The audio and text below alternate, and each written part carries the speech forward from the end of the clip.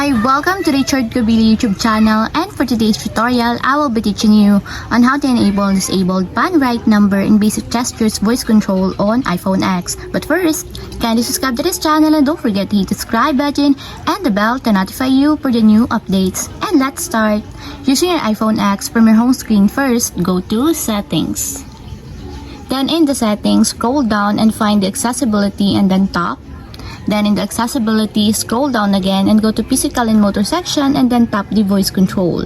Then in this part, in the voice control, go to this section and then tap the customize commands. Then in the customize commands, find and tap the basic gestures.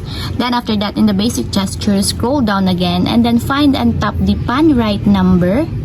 Then in the pan right number, as you can see that it is already enabled. But you have to activate also the switch button under the confirmation required to fully enable the pan right number in your basic gestures until it becomes green.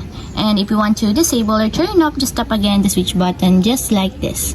And that's it, we have successfully enabled and disabled pan right number in basic gestures voice control on iPhone X. If you have a question, can you comment down below and don't forget to hit the subscribe button and the bell to notify you for the new updates. And thank you for watching!